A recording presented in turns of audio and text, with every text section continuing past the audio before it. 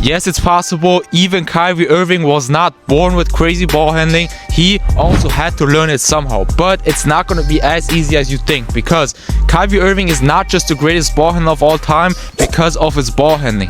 The main reason why he's the greatest ball handler of all time is because of his movement, his athleticism, his coordination, his ability to manipulate the ball in different ways, and ball control is just one aspect of the entire puzzle. So I'm going to tell you everything you have to do, and then I'm going to add 3 drills after each segment. So always after I talk about the theoretical part, I'm going to add 3 drills so you can actually master it. Alright, so first of all, we have to become insanely comfortable operating in low positions. This is the main thing that holds most people back. You are not going to be able to sell your moves. You're not going to be able to in general shift anybody if you're not comfortable in low positions. So the first thing we have to master is first of all putting all of our body weight on one foot. So what you will notice about Kyrie Irving, he gets into these positions a lot where this foot is internally rotated, so his foot is like almost touching the ground here, his knee, and he puts all of his body weight on this foot. So that allows him to sell his drives like nobody else. That allows him to shift his defender because it literally looks like he's about to go this way. He puts all of his body weight on this foot, and then he's also able to push out of that low position. So some people are able to get low in a static setting, but in basketball you have to get low, but then you also have to get out of that low position. So now we're gonna get to the first part of the workout. It's gonna be a quick series to get more comfortable in low positions, to move more fluidly in low positions, but also get out of those low positions. So on the first one, you're gonna go between the legs twice, really slowly, really upright, entire body is relaxed, and then you're gonna get into 2 fast between the legs dribbles while touching the floor. So watch how I'm rotating my hips, I'm rotating my entire body, and really make sure you put your entire body weight on one foot. So now we're doing the same thing but behind the back. So again, focus on that change of pace, putting your entire body weight on one foot and shifting your weight. The third one is really going to be difficult. You're going to go between the legs, touch the floor, cross over, and then decelerate with that cross step. But again, you're staying low, and even on that cross step you can also touch the ground. So this is really going to be difficult. Your legs are going to be burning, but that is going to be necessary to get more comfortable in low positions. Then on the next one, same thing. You're going to go behind the back, touch the floor,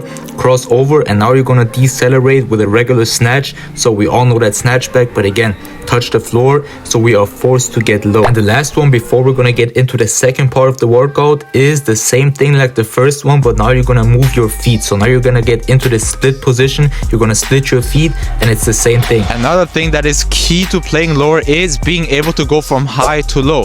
But the key is you have to be able to catch yourself in those low positions. So what a lot of people do is they're not strong enough in those low positions. So what happens is when they want to go from high to low, they're also really tensed up. So they already brace up their core, their entire muscles are already tensed up as they're getting low, and that is going to hinder you from being smooth. What Kyrie Irving is able to do, he's completely relaxed, he's relaxed, and then he's able to drop low. So that requires elite eccentric rate of force development. So now we're going to work on exactly that, being completely relaxed but then quickly contracting our muscles to catch ourselves in that low position. So on the first one, you're slowly going to drop forward, so you're going to let yourself fall until your shins at a 90-degree angle. You're going to quickly tap the floor with the ball, and then you're simply going to catch yourself at first with a simple power dribble.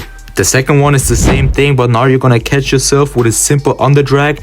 Really make sure you catch yourself as late as possible. So it's like you're almost falling on your face, but you're catching yourself last second. Then the third one is the same concept, but now you're going to catch yourself with that first cross, but then you get into another crossover immediately after. So it's a double cross. On the first one you catch yourself, and the last one, same thing. Now you're going to catch yourself again with that under drag, but out of that under drag you're going to get into another crossover.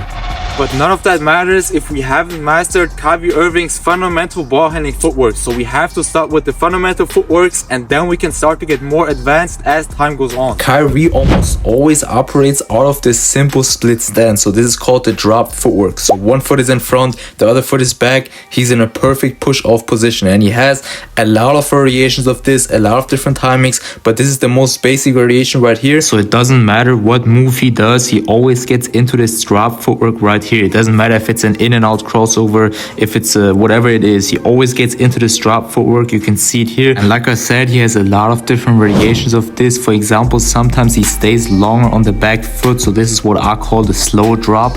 So he kind of stays on that back foot a little bit longer and then he attacks. So this kind of helps him get closer to the defender while first of all changing speeds, but also he's already in a perfect push-off position. He also gets into this drop, for example, when he wants to attack out of an unexpected position. So when his body is turned one way, he kind of just kicks his foot back, uses that foot replacement and pushes off.